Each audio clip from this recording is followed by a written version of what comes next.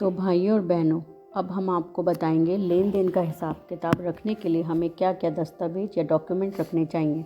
सबसे पहले तो आप यह मानिए कि हमें कोई सामान अगर हमारे पास आता है या हमारे पास से जाता है तो हमें उसका हिसाब किताब रखना है। आइए जानिए, जब हमारे पास सामान आता है तो हम क्या हिसाब किताब रखें। पहला, एक रजिस्टर या कॉपी बनाएं। उसमें 9 कॉलम बनाएं। पहला कॉलम एंट्री नंबर या प्रवेश क्रमांक या सीरियल नंबर। दूसरा, डेट या तारीख का कॉलम बनाएं। तीसरा कॉलम होगा सप्लायर का नाम या माल भेजने वाले का नाम।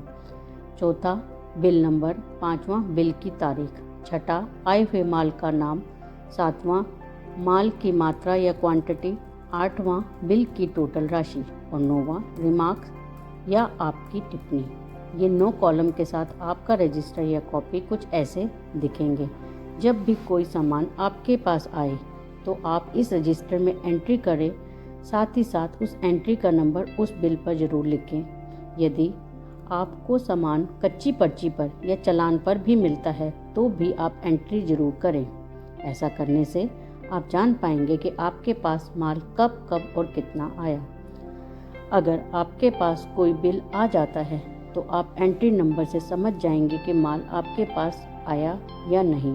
अगर एंट्री नंबर बिल पर या कच्ची पर्ची पर या चालान पर नहीं मिलता है तो पेमेंट करने से पहले अच्छी तरह से जांच करें और देखें कि बिल गलत तो नहीं। और यदि कोई गलती से बिल दोबारा भी भेजता है तो आप चेक कर पाएंगे कि इसका माल कब और कितना आया है। तब आप अपना रजिस्टर और बिल की एंट्री दिखाकर उसे बता पाएंगे कि कहाँ वो गलती कर रहा है। याद रखिए, अगर आपके पास पक्का लेखा जोखा तैयार होगा तो कोई आपको बेवकूफ़ नहीं बना सकेगा।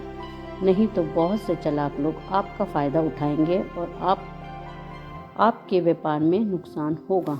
सामान आने पर उसकी जांच अवश्य करें। कोई भी सामान की मात्रा चेक करने के लिए सबसे आसान तरीका उसका वजन करना है।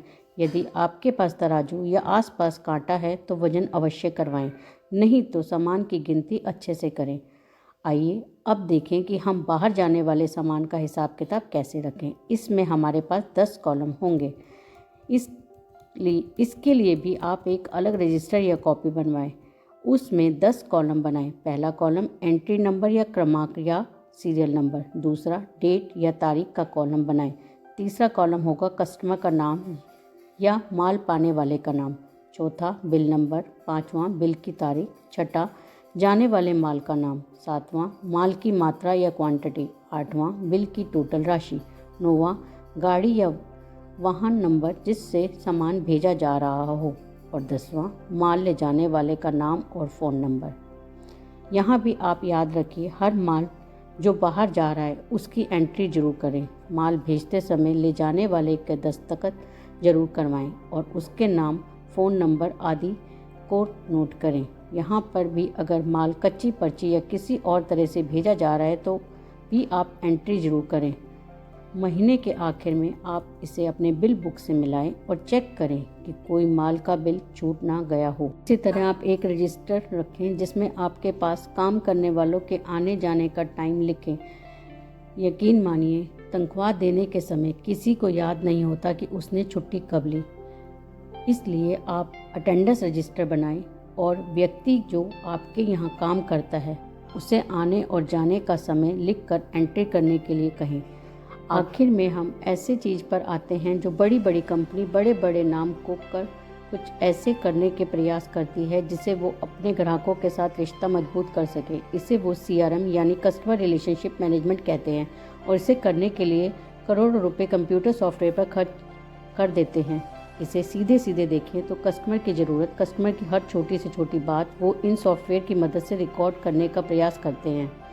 पर हमें इसे सीखना है कि हमें भी अपने ग्राहकों का पूरा ध्यान रखना है, जैसे उनका नाम, उनका एड्रेस, उनकी ज़रूरत के प्रोडक्ट्स की मात्रा, उनके पास कितनी लगती है, कब कब उन्हें ज़्यादा ज़रूरत होती है, अंत में उनकी जन्मतिथि और एनिवर्सरी डेट यदि वो दें तो। इन सब छोटी छोटी जानकारियों से आप अपने कस्टमर का समय पर सामान पहले से तैयार कर लेंगे और उनके जन्मदिन पर भेजा गया एक छोटा सा फूल भी उनको आपके व्यापार से और ज़्यादा जोड़ देगा। धन्यवाद। उम्मीद करती हूँ आप इस जानकारी का पूरा लाभ उठाएंगे।